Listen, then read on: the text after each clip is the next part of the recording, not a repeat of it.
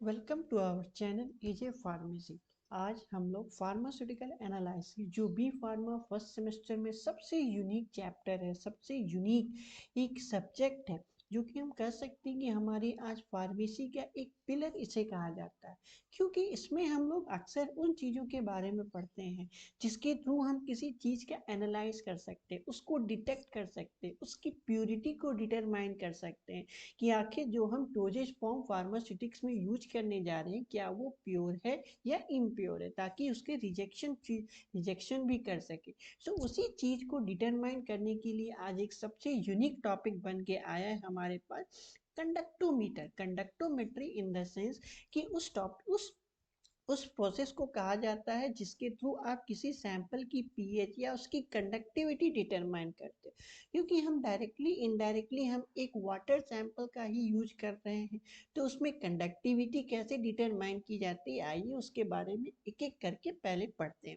आइए पहले ये जानते हैं कि कंडक्टिविटी है क्या। कंडक्टोमेट्री जनरली किसी भी इलेक्ट्रोलाइट्स का जो भी आयंस है उनमें कंडक्शन की कितनी उसकी कंडक्शन है, कितना वो किसी करंट को प्रोड्यूस कर सकता है और कैसे हम उस चीज को डिटरमाइन कर सकते हैं ताकि ये कुछ एफिकेसी या कोई कुछ तरीके की इलेक्ट्रोलाइट्स में चेंजेस कर सके। तो उसी चीज को डिटरमाइन करने के लिए हम लोग कंडक्टोमेट्री पढ़ते हैं। वही चीज यहाँ लिखा, a conductometry involve the determination of conductance, जैसा मैंने कहा, of an electrolytic solution using a conductometer.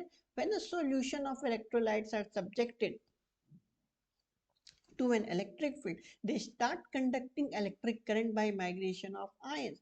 This process of conductance obeys the Ohm's law. Conductance is expressed in the reciprocal of 1 by R, and it is denoted by unit moles or ohms per means की 1/ओम जिसे हम लोग मोज भी कहते हैं। So ultimately क्या हुआ यहाँ पे, क्या चीज चेकिंग हुआ, उसकी कंडक्टिविटी की कितना वो कंडक्शन प्रोसीड कर सकता है जब कोई इलेक्ट्रिकल अप्लायंस में उसे हम लोग यूज करेंगे। तो डायरेक्टली इनडायरेक्टली, क्योंकि जैसा मैंने कहा कि आपको आयंस मिलेंगे, आपको इलेक्ट्रोलाइट्स मिलेंगे, तो उसमें कितना चार्जेज हैं जो हमारे सिस्टम को भी इक्विलिब्रियम में, यही इस टॉपिक की इंपॉर्टेंस होती है।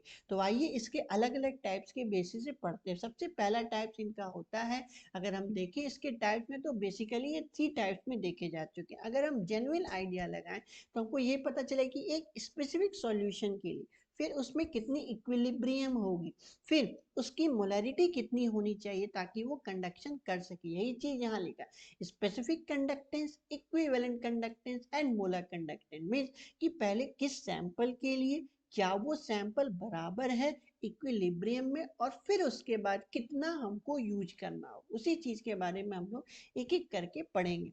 सबसे पहली बात, स्पेसिफिक कंडक्टेंस की, ये चीज इस उस सैंपल के लिए यूज किए जाएंगे जिनका हर चीज स्पेसिफाइड है, यानी कितने टेम्परेचर पे हमें उसको हीट करना है एक बार, दूसरी बार कि या किसी टेम्परेचर पे हमें कूल करना है या उसे किसी तरीके से मेंटेन करना है उस टेम्परेचर, यानी हर चीज इसकी स्पेसिफाइड, इतना अमाउंट होगा, एक स्पेसिफाइड अमाउंट होगा, उसी चीज को का यूज इसमें होना चाहिए। तो अल्टीमेटली यही चीज यहाँ लिखा, अगर हल्की सी भी कुछ अमाउंट या उसकी कंडीशन किसी भी फेवरेबल कंडीशन से उसे मूव करवा दे तो शायद वो काम भी ढंग से ना कर सके। यही चीज यहाँ लिखा, this is one of the type of conductance which is defined as the reciprocal of resistance of 1 cm³ of liquid or solution at a specified temperature. Specific conductance is generally denoted by K.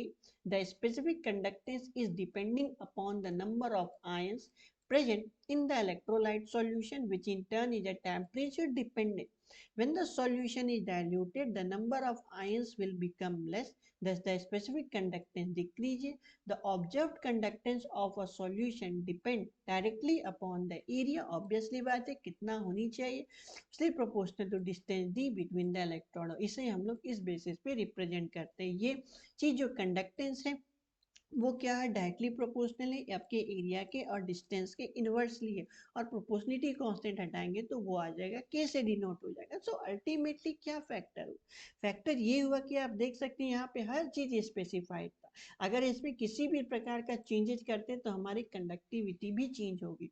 So ultimately अब हम लोग देखते हैं कि अब ये किस तरीके से इक्विलिब्रियम मेंटेन करता है, that is the equivalent conductance. Equivalent conductance ये बताता है, कभी कभी ये इसको डिफ्यूजन के बेसिस पे देख लेते हैं कभी कभी कि किस बेसिस पे इक्विलिब्रियम मेंटेन कर रहा है, इक्विवेलेंट कितना हो रहा है, कितने चार्जेज उस पे इस पार्टिकुलर इलेक्ट्रोलाइट्स पर हैं, वही चीज यहाँ पे लिखा।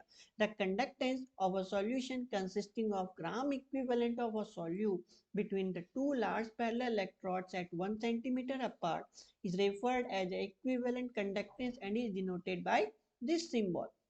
Equivalent conductance, specific conductance multiplied by volume in cubic centimeter, that is K into V. If यहाँ पे C है, जैसा मैंने कहा था कि ग्राम इक्विवेलेंट पर litre, it will be expressed as 1000 into K upon CS. तो अल्टीमेटली आप देख सकते हैं कि इक्विवेलेंट कितना है। अगर हम बात करें दोनों चार्जेस के, दो अलग अलग सेपरेट चार्जेस हैं, उसमें इक्विवेलेंट और इक्विलिब्रियम को हमें मेंटेन करना होगा, तो उस चीज़ को कैसे डिटरमाइन करेंगे, ये इक्विवेलेंट कंडक्टेंस से। अब हम देखते हैं कि ठीक है, मैंने क्या किया, सैंपल को आपके इक्विवेलेंट लेवल पे भी देख लिए और कैसा सैंपल होना चाहिए स्पेसिफिक कंडक्टेंस पे भी देख लिया। अब हम लोग देखते हैं कि इसकी मोलर कैसे डिटरमाइन, इसकी कंसंट्रेशन कैसे डिटरमाइन की जाएगी। वही चीज यहाँ पे है कि कितना कंसंट्रेशन, हमें वो चीज कैसे एक्सप्रेस करेंगे और कितने कंसंट्रेशन मुझे किस तरीके का रिजल्ट मिलेगा, वही चीज है। और कैसा उसका कंडक्टिविटी रहेगा, कैसा उसका कंडक्टेंस रहेगा, वही चीज यहाँ लिखा। Molar conductivity is defined as the conductivity of all ions present in a solution of 1 mole per liter of the solution.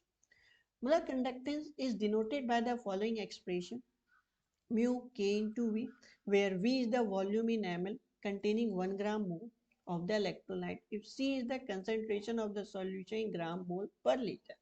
Then mu is equal to K into 1000 upon C, where unit of molar conductance is per ohm per centimeter square per mole, equivalent conductance molar conductance upon n, और इसी को हम लोग n is equal to molar molecular mass upon equivalent mass. तो ultimately आपने यही देखा कि हाँ, हर एक एक कंसंट्रेशन पे उसकी अपनी वैल्यू होती है, और अपनी वैल्यू तो होती है, साथ ही साथ उसमें हम लोग उसके नेचर को भी हम लोग इसके इस बेसिस पे, इलेक्ट्रोड या कंडक्टेंस के बेसिस पे एक दूसरे सैंपल से डिफ्रेंशिएट कर सकते हैं।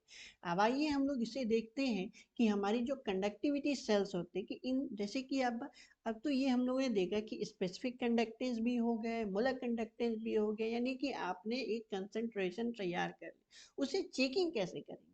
आपने ये आइडियोलॉजी से तो बना दिया सैंपल को, अब उसकी चेकिंग हम लोग इलेक्ट्रोड के बेसिस पे चेक करते हैं कि हम लोग दो अपोजिट चार्ज के इलेक्ट्रोड देखेंगे, तभी हम लोग उसकी कंडक्टिविटी को भी चेक कर पाएंगे। वही चीज यहाँ लिखा, conductance of electrolytic solution can be measured by suitable instrumentation which consists of a conductivity cell and conductometer. After connecting the conductivity cell to the instrument, measurement can be made. There are various type of conductivity cells are available, जैसे electrode type and induction type of conductivity.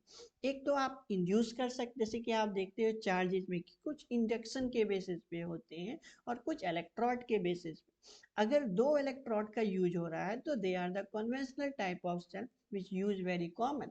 कभी कभी 4 electrodes का से भी conductivity check किया जाता है, but हाँ, इसकी तब इसमें किस चीज की चेकिंग होती है, तो हाई कंडक्टिविटी लेवल की चेकिंग होती है।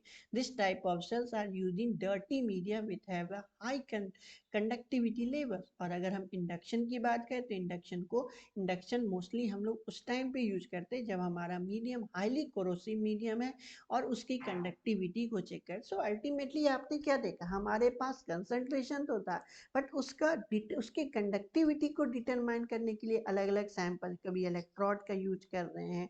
उस कंडीशन में जब सैंपल जैसे डर्टी सैंपल हुआ तो 4 इलेक्ट्रोड्स का, और सेम, और अगर कॉमन जनरली जो हम लोग सैंपल यूज करते हैं वो उसका अगर हम लोग यूज करें तो वो कन्वेंशनल बेसिस पे 2 इलेक्ट्रोड के बेसिस पे देखा जा सकता है। तो अल्टीमेटली आप देख सकते हैं कि हर इलेक्ट्रोड हर सैंपल की कंडक्टिविटी को चेक कर सकता है।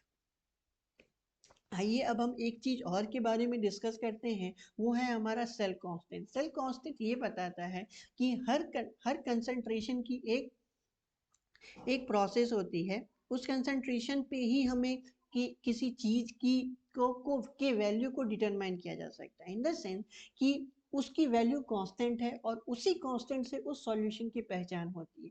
वही चीज हमारी सेल कांस्टेंट है, यानी कि अगर सेल कांस्टेंट सपोज इसमें चार्जेस के बेसिस पे हम देख सकते हैं कि कितनी चार्जेस कांस्टेंट अगर हम अप्लाई करें तब मुझे उतना आउटपुट वैल्यू मिलेगा। तो वही चीज यहाँ लिखा, cell constant is the intrinsic factor feature. It is depending upon the geometry and is expressed as per centimeter. No conductivity cell will have the ability to measure the full range of conductance of electrolyte solution. So in practice, various cells are used in different cell constant. जैसा हम लोगों ने पिछले बार भी देखा कि electrodes के basis पे, देखिए यहाँ पे भी 2 इलेक्ट्रॉड 4 इलेक्ट्रॉड, कंसंट्रेशन कैसा था कि कॉमनली यूज था और जब डर्टी सैंपल था तब 4 इलेक्ट्रॉड्स का यूज कर रहे थे, राइट।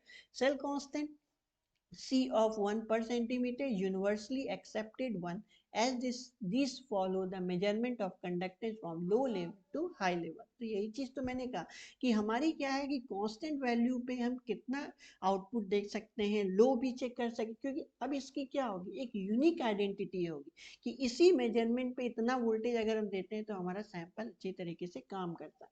तो अब हम लोग बात करें कि अब इनकी यूजेज क्या है, इनकी एप्लीकेशंस क्या। आप देख सकते हैं कि एक तो दो सैंपल में हम डिफरेंसेस कर सकते हैं आराम से, किसी भी केमिकल को आइडेंटिफाई करते हैं कितना मतलब कितना कंसंट्रेशन का है, कितनी कंडक्टिविटी शो कर सकती है, और दूसरी बात कि उसकी यूनिकनेस, उसकी इलेक्ट्रोलाइट्स की वैल्यू को भी डिटरमाइन कर सकते हैं, और हमारा सैंपल साफ होगा या कोई इम्प्योरिटीज है उसको भी देख सकते हैं।